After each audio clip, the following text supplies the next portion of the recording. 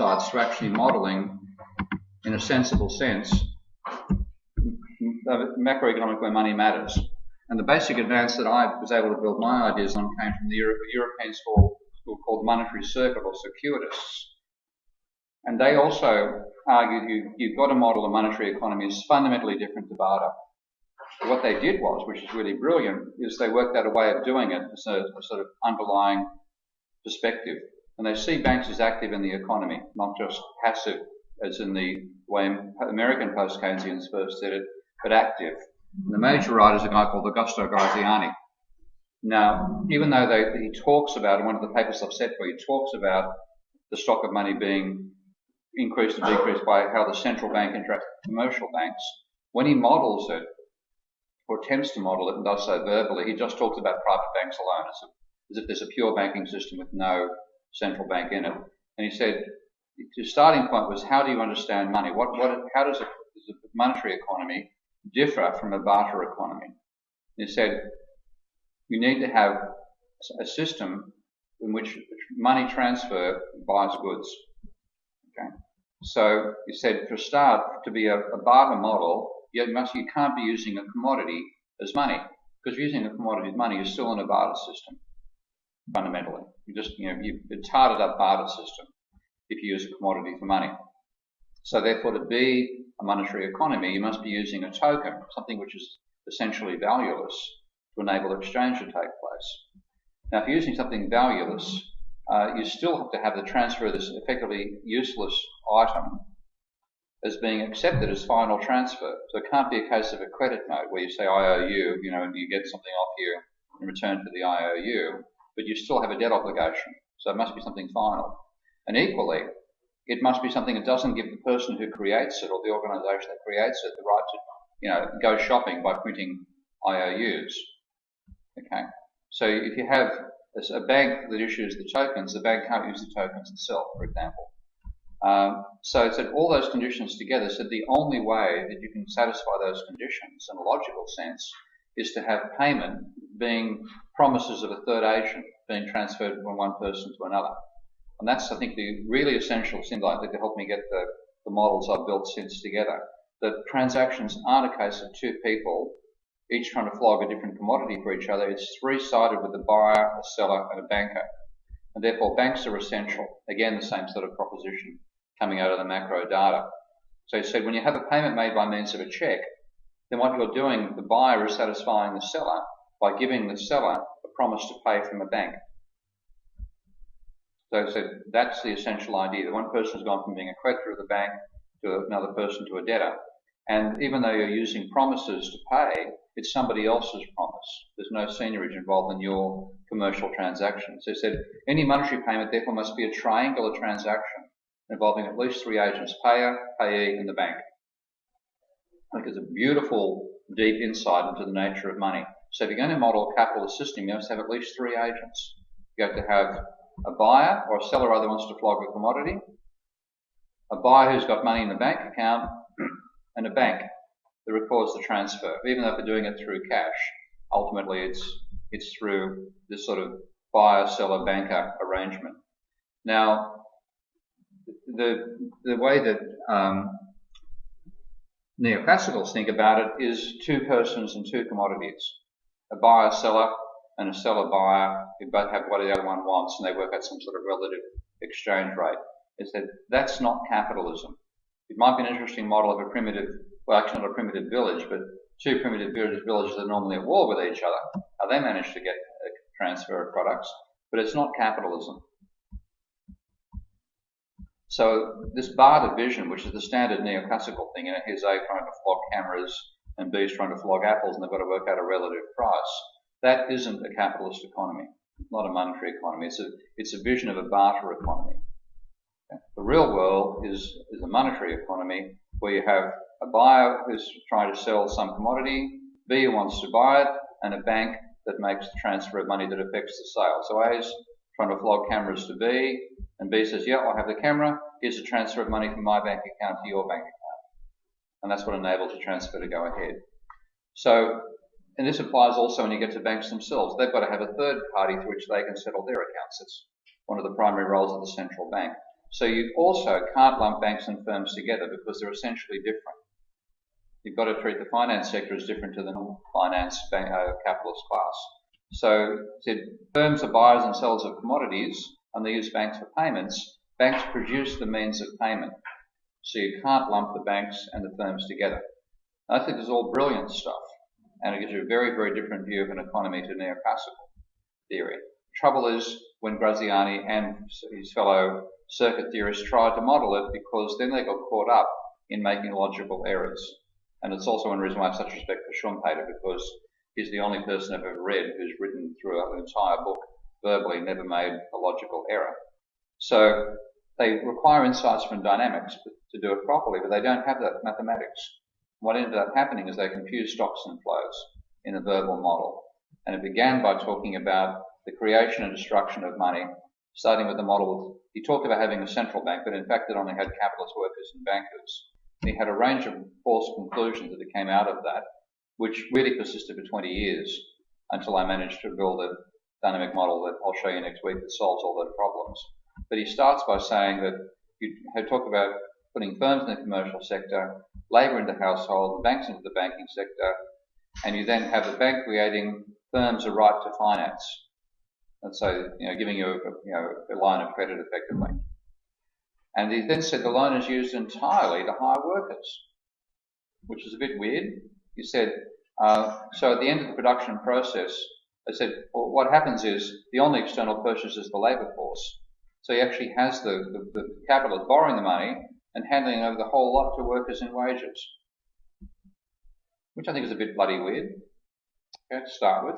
Then workers put their wages in bank accounts. So now what you have is that wage earners are now the creditors and the firms are the debtors. And he talks about there's only money in existence while workers haven't spent their entire wages. Now he's saying the total amount of money is a debt of the firm sector, the banking sector, and a credit of wage earners. Again, bit on the question mark after question mark as I was reading this.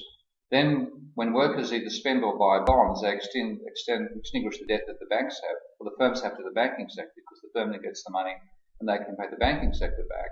That's supposed to destroy money. But then he has a problem. How do capitalists make a profit in all this? You're only doing it for a profit. How do you get your profit? Well, he said if workers spend their entire wages, then firms get back all the money they've borrowed. But if they don't, then firms get back less money they've injected in and they make a loss. Yeah. Question mark, question mark. So we've got this idea that unless workers spend all their wages, they can't save. If workers save it all, then firms make a loss. And if that's the case, what about paying interest? Not even considering paying interest. And other arguments, the same sort of thing, that the money stock will grow if banks repeat the whole process after workers haven't quite spent all their money and firms have made a loss. But why would banks lend money to firms if the firms have lost money in the previous round and hadn't paid any interest? It's pretty wonky stuff. So this is stuff I've got for you guys to read. I think the verbal logic is fabulous, the initial hypotheses. The attempt to put it into a model, I think it falls over extremely badly. Now, he says as well that what if workers spend all their wages? Well, if they do that, then money ceases to exist. So if money is going to persist, he says we have to assume that wage earners spend their money gradually over time. And he then says this may well seem to be an assumption of irrational behaviour if no uncertainty is present, but it's a necessary assumption. Do you think it sounds strange to say you spend all your money gradually over time? It's a real world, isn't it? Nothing strange about it at all. So you can see the extent to which thinking like a neoclassical economist is getting in his way. He thinks he has to justify why people don't think things instantly. Now, that's just coming out of the mindset of thinking like a neoclassical. Even people who have been trained in a non-neoclassical way end up having elements of their thinking that are still affected by thinking in static equilibrium, and therefore not being able to explain why things take a while. Now, this is just a case of economists stuffing up their own capacity to think logically. You've got all these arguments that just don't gel. And fundamentally, that the whole idea that spending your money gradually over time is irrational. It's a sign of how weird economists are and how they handle time.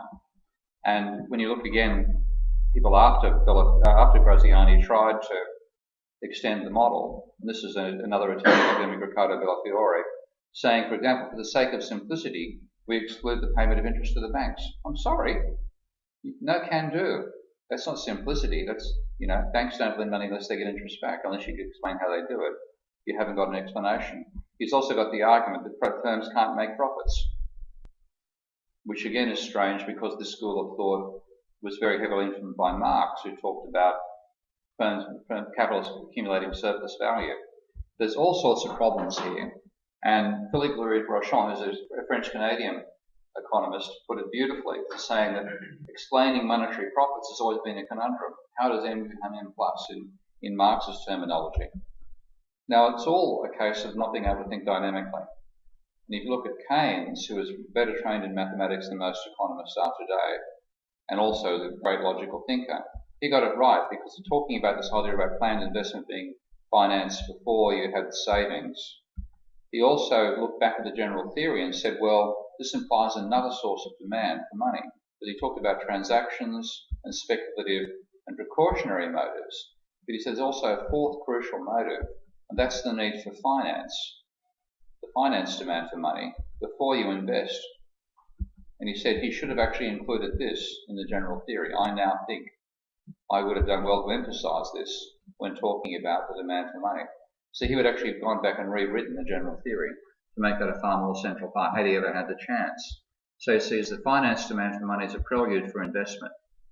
Okay, so you get finance first, do the investing, and that generates the savings at the later stage. Now, talking about what happened, he said, well, if you got an initial loan, that could continue circulating. If one capitalist got a loan, then when the loan was repaid, the same revolving fund of credit could enable another entrepreneur to start working at the same level. You'd only need a rising amount of money if there was increasing investment over time. So what Keynes points out here, effectively, is that circuitists, writing much later, confuse stocks, which is the initial loan, with a flow, which is the spending that the loan finances over time. And here's Keynes saying quite clearly, confusion has arisen between credit in the sense of finance and credit in the sense of a saving. And he said the confusion of the first to the third is the confusion of a flow and a stock. Okay? Saving is what you've got in your bank account, that's a stock. The flow of finance, of expenditure, is an income flow.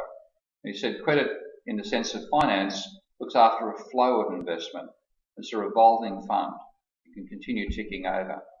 So you don't have money being destroyed when it's being repaid, and you have the flow of the stock of money turning over several times, and that can explain where profit comes from.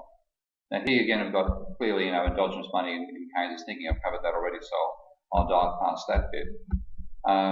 So Graziani, unfortunately, had the idea of an initial stock of money limiting the flow of income, whereas Keynes said the stock of money can finance an indefinite flow of income over time.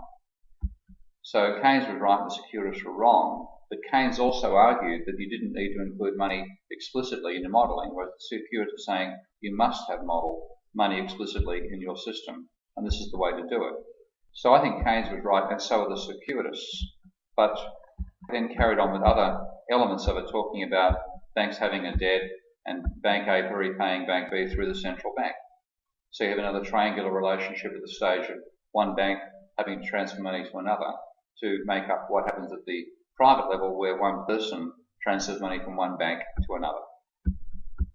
You then have a central bank coming inside there and having the reserves and so on, the government sector, and ultimately all these transactions having three partners, two for the exchange and one for the double entry bookkeeping. So that's the overall vision, which I think was fantastic. But they should have gone from that to a dynamic model, which is moving from talking about the double entry to talking about rate of change. But instead, it has a whole mess of simultaneous equations which are talking about a steady state. And if you're in a steady state, there's no flow. So it was the wrong way to reason about money. And for that reason, ignore the maths in the paper. Have a look at it if you like, but don't take it seriously. It's just unimportant. So what they've got is an argument that requires a rate of change with respect to time. But when you use static mathematics, you're in equilibrium and all rates of change are zero. So you can't use that sort of mathematics to analyse what they're talking about. You've got to use dynamic tools. The basic tool can be illustrated by looking at the one point where Graziani actually talked about a rate of change over time, which is saying workers spend the money gradually. We could say, for example, that workers spend 8% of their bank balance per week. So it might be, say, they spend 70% of the balance in their bank every week, which means the rate of change of the money account is 70%. And you can express that mathematically as 1 over the amount of money in the account multiplied by the rate of change of the money in the account is minus 0.7, for example. Okay. Now you can solve that analytically. You take that, you shuffle the m's and the t's all on the same side, each on separate sides of the equal sign. Integrate, this is all, I've got to pick the animations up here again, I haven't quite got this done, unfortunately. You integrate that, and you get the integral of dm over m equals minus the integral of minus a dt. So the log of m is equal to minus a times t plus a constant. Take your exponentials, and you get this expression saying the amount of money in the account will be whatever was in the account initially, multiplied by e to the minus a times t, where t is time. So if you imagine firms spending the rate of spending of workers being 100%. Okay, they spend what's in their account per unit of time. So $100 on a weekly basis, they have $100. They will spend $100 per week. But we're now talking about that, of course, being a time decay function. What you get is exponential decay, the amount of money in the account. It'll start at 100, it will hit 38 by 1 week. After 2 weeks, it'll down to about $16, etc., etc. Unless there are more injections going inside there. And of course, interest is the reverse. You compound the amount of money outstanding on a debt by interest on it. So that's the sort of mathematics you have to use. But unfortunately, they use the wrong tools. And this is so common with economists because they don't learn the right tools. You guys should have done differential equations in year 1. You haven't done them yet, have you? You've done differentiation, but that's not differential equations.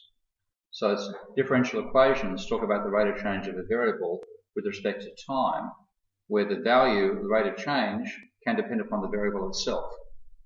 You've done dy dx is some function of x, okay, which you can solve. But I'm talking about dy dt is some function of y. Okay, very different area of mathematics. So most universities don't even teach it to economics students. But you can get some insights out of what I've done beforehand by looking at bank lending.